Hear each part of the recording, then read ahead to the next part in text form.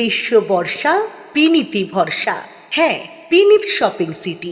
নমস্কার, আপনারা দেখছেন হুগলি আপডেট। আপনাদের সঙ্গে আমি উষা। আসছি খবরে। আজ ভোরে বিমান দুর্ঘটনায় মৃত্যু হলো মহারাষ্ট্রের উপমুখ্যমন্ত্রী অজিত পাওয়ারের। শোকের ছায়া দেশ জুড়ে। মহারাষ্ট্রের উপমুখ্যমন্ত্রী অজিত পাওয়ার জেলা পরিষদের ভোটের প্রচারে অংশগ্রহণ করতে যাচ্ছিলেন। সঙ্গে ছিলেন আরো 5 জন বলে জানা যায়। হঠাৎই নিয়ন্ত্রণ হারিয়ে বিমান ভেঙে পড়ার দুর্ঘটনা কবলে পড়লেন উপমুখ্যমন্ত্রী।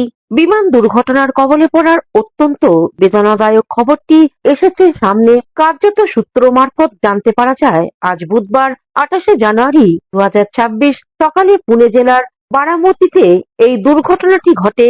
ঘটনার প্রসঙ্গ জানা যায়, অজিত পাওয়ারের চার্টার বিমানটি মুম্বাই থেকে বারামতি যাওয়ার পথে অবতরণের সময় রানওয়েতে আছড়ে পড়ে এবং তাতে আগুন লেগে যায়।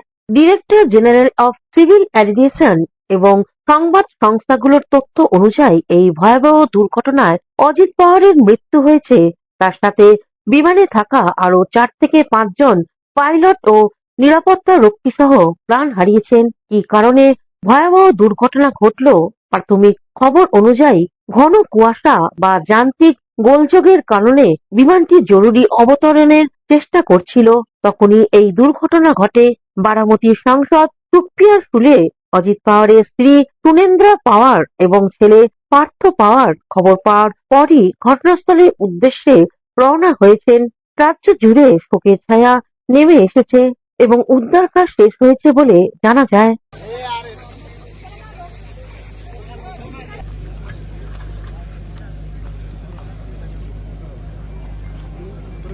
Bureau report, Hooghly update. প্রধানমন্ত্রীর পর মুখ্যমন্ত্রী জনসভা সিঙ্গুরের কৃষি জমিতে। শিল্পের দিকে তাকিয়ে জনগণ। বুধবার রাজ্যের মুখ্যমন্ত্রী মমতা ব্যানার্জি সিঙ্গুরের ইন্দোখালি মাঠে একটি ঐতিহাসিক জনসভা ও প্রশাসনিক বৈঠক করতে আসেন। প্রধানমন্ত্রী নরেন্দ্র মোদীর 18ই জানুয়ারির জনসভার 10 দিনের মাথায় অনুষ্ঠিত হচ্ছে এই সভা। তাই রাজনৈতিক মহলে প্রধানমন্ত্রীর সভার পাল্টা হিসেব মমতা ব্যানার্জি এই মঞ্চ বলে মনে করছেন। সভা থেকে শিল্প ও কর্মসংস্থান নিয়ে কড়া বার্তা দেন। এদিন ভোটার তালিকা সংশোধন বা এসআইআর ইস্যুতে কেন্দ্রের বিরুদ্ধে সুর চড়ান। কবিতাটার নাম হচ্ছে উপহাস, পাতা 17 নম্বর।